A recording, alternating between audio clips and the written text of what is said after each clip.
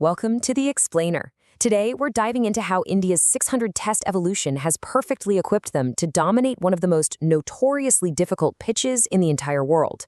If you love the strategic, slow-burn drama of Test cricket, well, you're in for an absolute treat today.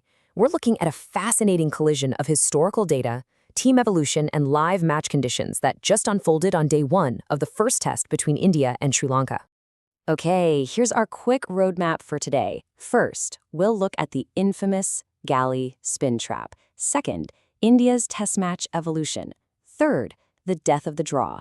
And finally, how they went about conquering day one. Let's kick things off with Section 1, the Galle spin trap, a test of survival. Galle International Stadium, gorgeous setting, right? It sits right between the Indian Ocean and a historic fort. But underneath all that, a treacherous clay-based soil. Now, you might be wondering, is it really that difficult for a batsman, or is the hype just a bit of an exaggeration? Let's look directly at the stark data. And wow, these numbers literally tell the whole story. Just look at how the average scores absolutely cliff dive as the match goes on. In the first innings, teams average a very healthy 375 runs. The pitch is at its best early on, but as the match progresses, that clay-based surface dries out, starts cracking, and deteriorates fast. By the second innings, it drops to 312. By the third, 239. And by that terrifying fourth innings, the average plummets to a miserable 154. The spinners completely take over, and they just don't give it back. There's a quote from venue analysts that hits the nail on the head. Day one feels like cricket. Day four feels like survival. Galle is basically a slow trap. You aren't just playing against the opposition bowlers here. You're battling a pitch that actively gets worse every single session. Uneven bounce, crazy sharp turn, and immense psychological pressure really define the final days of a test match here. Moving on to Section 2, India's test match evolution, from survivors to conquerors. So, let's meet the challenger. India is currently playing their historic 600th test match. Think about that. That represents 94 years of gradual yet super dramatic evolution, from their debut at Lord's back in 1932, where they spent decades just trying to establish themselves, to becoming the absolute modern cricket superpower they are today. But to really grasp how they arrived at Galle with such an aggressive mindset, we've got to contrast where they started with where they are right now. This right here is wild. Look at the direct contrast between their early survival mindset and their modern dominance. In their first 100 tests, India won only 10 times, but they drew 50 matches. Back then, avoiding defeat was the primary goal. They just didn't have the bowling depth to take 20 wickets. Now, compare that to their most recent block of 99 tests, an incredible 56 wins and only 12 draws. They've completely flipped the script. You can literally trace this steady climb on the chart, from a mere 10% win rate in the beginning, steadily marching all the way up to a dominant 56.6% in the modern era. The trajectory is almost entirely an upward curve, showing generation after generation, building upon the last. But there's a really specific phase right in the middle that interrupts this climb, and it's absolutely crucial for understanding the team we see today. Which brings us to Section 3, the death of the draw, forcing a result. To understand how they dictate terms now, we have to look at what analysts called the strange dip. Between tests 201 and 300, India's win percentage actually dropped slightly. But, and this is a big but, it wasn't because they were playing poorly. In fact, they were losing fewer matches than ever. They were incredibly stubborn and hard to beat, fueled by this legendary batting resilience. But they drew 52 out of those 100 matches. They had the batting to survive any attack, sure, but they simply lacked the bowling firepower to consistently take 20 wickets to win the game.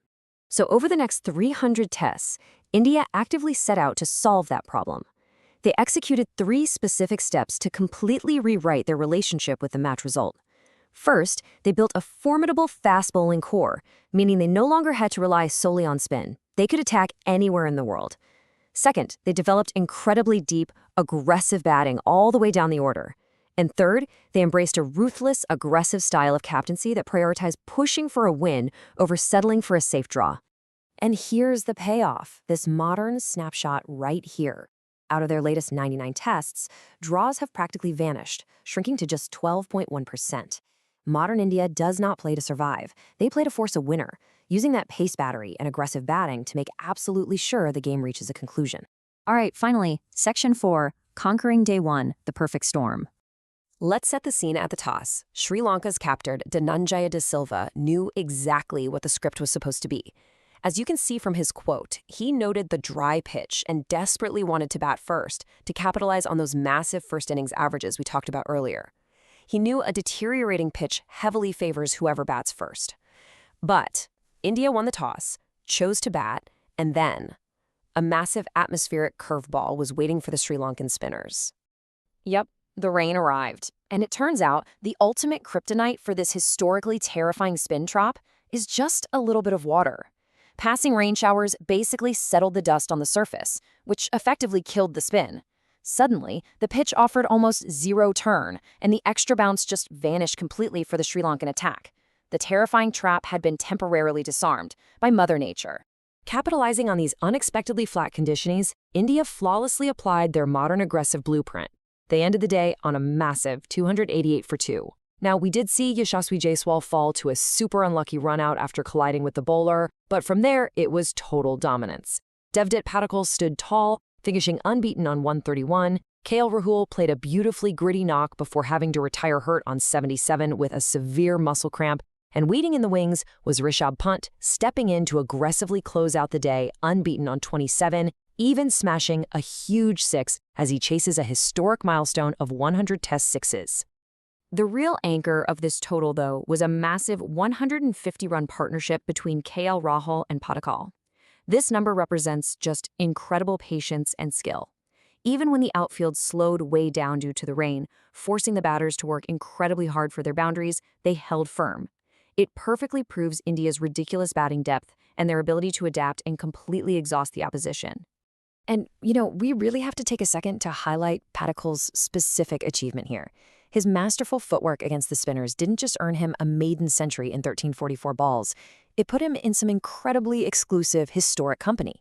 Get this, he is now only the second left-handed Indian batter in the 21st century to score a Test century from the crucial number 3 spot, matching the legendary Sourav Ganguly from all the way back in 2002. That's a true generational milestone for fans to witness. Which leaves us with this one final thought. Knowing what we do about Galle's terrifying fourth innings data, where the average score totally tanks to 154, we gotta ask, with this monumental day 1 score of 288 for 2 and knowing the pitch will inevitably dry out and break down into a spin trap by day 3, is the match already decided?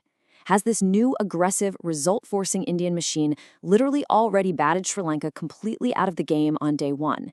It's an absolutely fascinating setup for the rest of the match, and a brilliant testament to the power of a team's evolution.